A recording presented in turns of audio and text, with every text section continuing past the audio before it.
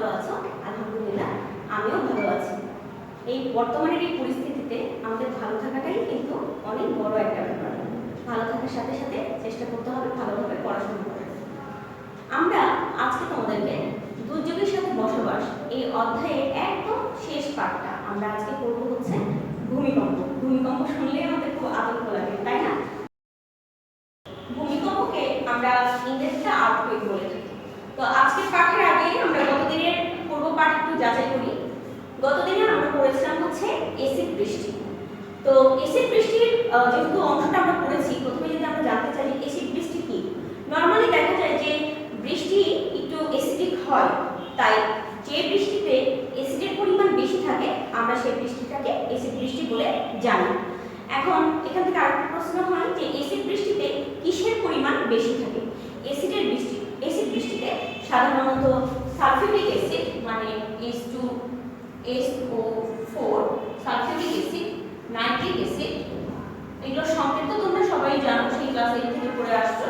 Nitric acid থাকে, sulphuric acid থাকে, সেই সাথে অল্প পরিমাণে, এটা কম পরিমাণে, সেটা হচ্ছে হাইড্রোক্লোরিক অ্যাসিড থাকে। তাহলে কোন তিনটে অ্যাসিড থাকে? সালফিউরিক অ্যাসিড, নাইট্রিক অ্যাসিড এবং অল্প পরিমাণে হাইড্রোক্লোরিক অ্যাসিড থাকে। আরেকটা প্রশ্ন এখান থেকে, সেটা হচ্ছে যে পানিতে পিএইচ এর মান কত হলে মাছের ডিম নষ্ট হয়? হ্যাঁ, পিএইচ কতটুকু? আমরা তো জানি যে পানির একটা নির্দিষ্ট পিএইচ লেভেল আছে, তো সেটা কতটুকু মানে কতটুকু হয়ে গেলে সেটার মান মাছের ডিম নষ্ট হয়ে যায়। তো বলা হয় যে পানির পিএইচ এর মান যদি 5 এর কম হয়, 5 এর কম যদি হয় তাহলে দেখা যায় যে কি হবে, মাছের ডিম নষ্ট হয়ে যাবে। তাতে তোমরা বুঝতে পারছো যে অ্যাসিড বৃষ্টি আমাদের হচ্ছে মানে জীবনের জন্য, জীবনের সাথে জড়িয়ে থাকা কিছু গুরুত্বপূর্ণ অংশের জন্য কত বেশি ক্ষতিকর। তো অ্যাসিড বৃষ্টির পাঠ নিশ্চয়ই সবাই ভালো করে পড়েছো। আমরা আমাদের আজকের পাঠে আসি। আজকের পাঠ হচ্ছে ভূমিকম্প। তো ভূমিকম্প একটা প্রাকৃতিক দুর্যোগ, এটা আমরা সবাই জানি যে ভূমিকম্প আমাদের যে দেখা যায় যে মাঝে মাঝেই পৃথিবী কেঁপে ওঠে, তাই না? দুলুনি অনুভব হয়, তখন আমরা বুঝি যে আসলে ভূমিকম্প হচ্ছে। তো ভূমিকম্পের যদি আমরা সংজ্ঞা দিতে চাই যে ভূমিকম্প কি, তাহলে আমরা বলবো যে পৃথিবীর ভেতরের সৃষ্ট কোনো কম্পন যখন ভূপৃষ্ঠে আকস্মিক আন্দোলন সৃষ্টি করে তখন আমরা সেটাকে বলি, সেই প্রক্রিয়াটাকে বলি হচ্ছে আমরা ভূমিকম্প। এটা তোমরা 1 মার্কের প্রশ্ন হিসেবে লিখতে পারো। ভূমিকম্পের আসলে ভূমিকম্প হতে পারে দেখা যাচ্ছে কয়েক সেকেন্ড, হ্যাঁ, ভূমিকম্পের স্থায়িত্ব হতে পারে কয়েক সেকেন্ড থেকে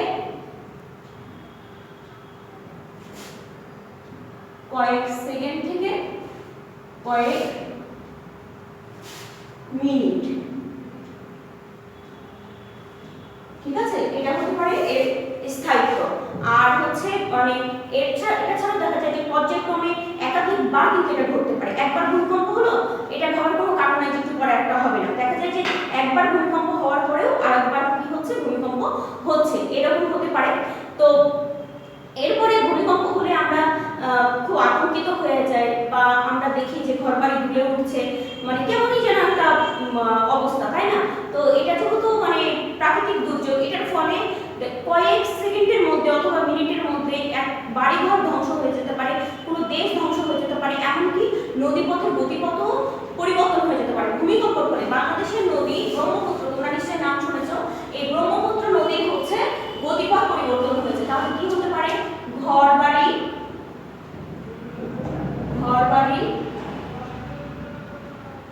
ভেঙে যাওয়া, দেশ ধ্বংস হওয়া, সেই সাথে কি হতে পারে? নদীপথের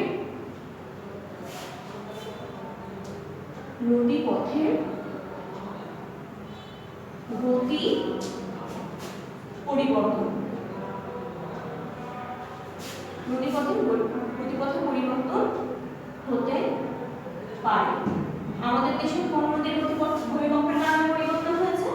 ব্রহ্মপুত্র নদী, ঠিক আছে? তো এটা হচ্ছে, আবার তোমরা কি এটা জানো যে ভূমিকম্প যে হয়, এই ভূমিকম্পের ফলে কিন্তু সুনামি হতে পারে, মানে সুনামি যে হয় এটা এই ভূমিকম্পের ফলে হতে পারে। তো আমাদের ভূমিকম্পটা যে হয়, এই ভূমিকম্প আসলে কিভাবে হয়? ভূমিকম্প দেখা যায় যে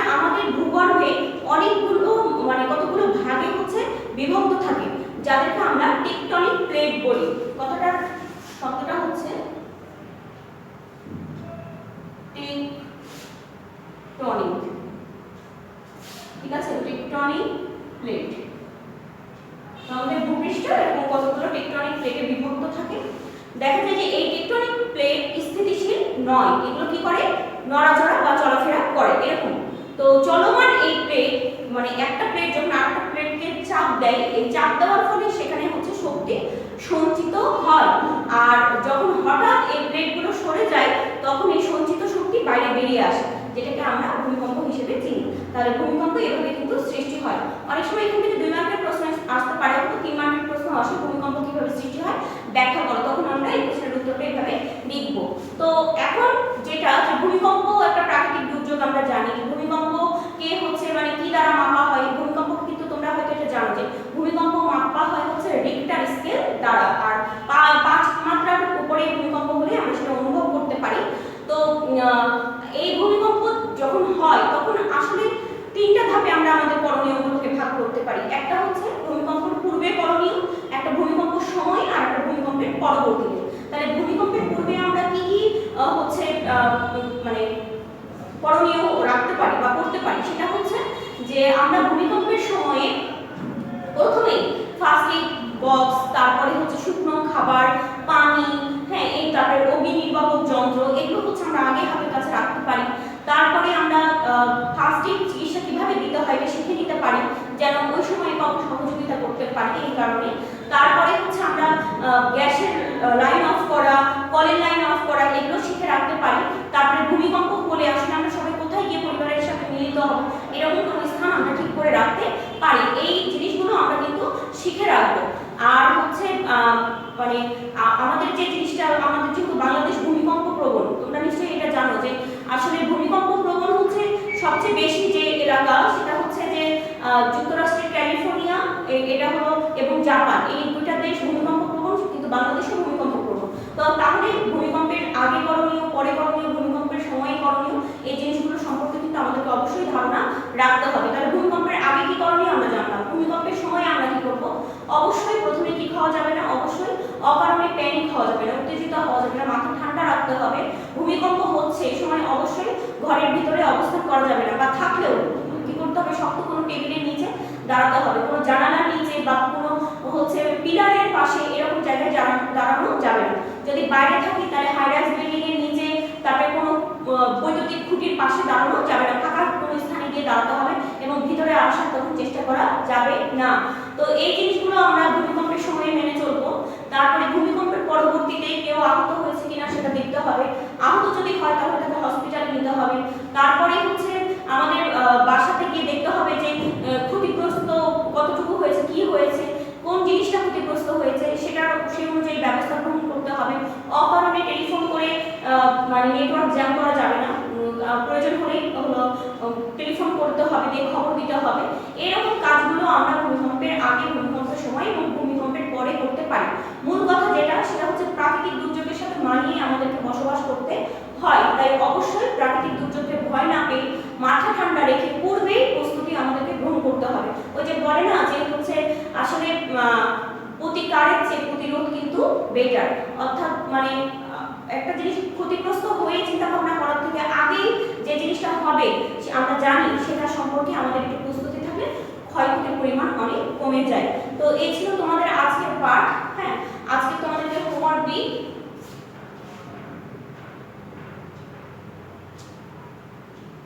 কি কারণে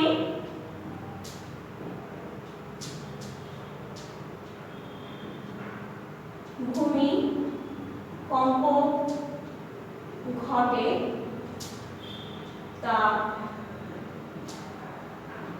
ব্যাখ্যা করো।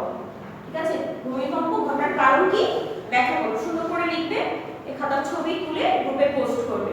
হ্যাঁ, অবশ্যই দেখো যে এই যে তোমরা পড়ছো, এখন থেকে পড়ছো যে ভূমিকম্প হলে আসলে কি হয়। তো ভূমিকম্প হলে তোমরা বারবার এটাই দেখে থাকো যে আমরা পড়ানোর সময় বললাম যে ভূমিকম্প একটা মানে বাড়ি ঘর থেকে শুরু করে একটা দেশ ধ্বংস করে দিতে পারে।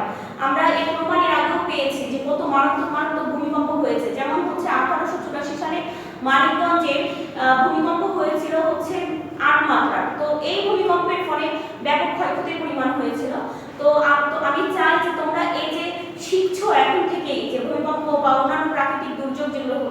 এগুলোর ফলে যে ক্ষয়ক্ষতি হয়, আমি চাই যে তোমরা এখন থেকেই দেশের জন্য একটু একটু করে চিন্তা ভাবনা করো যে আসলে আমি কি ভূমিকা রাখতে পারবো, আমি এমন কোনো কিছু উপায় বের করতে পারবো কিনা যার ফলে প্রাকৃতিক দুর্যোগের সময় মানুষকে রক্ষা করা যেতে পারে, বা এমন কোনো কিছু করতে পারবো কিনা যেটাতে আমি মানে প্রাকৃতিক দুর্যোগ কিছুটা হলেও কমিয়ে রাখতে পারবো বা কমিয়ে আনতে পারবো।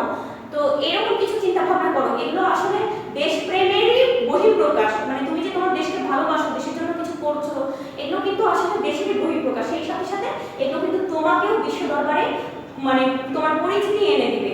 তাই অবশ্যই আমরা এই বিষয়গুলোকে এখন থেকে বিষয়গুলোর প্রতি যত্নশীল হব এবং মনোযোগ দিয়ে ভাববো যে এই বিষয়ে আসলে কি করা যায়। সেই সাথে সাথে আমরা অবশ্যই সব ক্ষেত্রে সৎ থাকার চেষ্টা করব। তোমাদের সবার জন্য শুভকামনা। তোমাদের সঙ্গে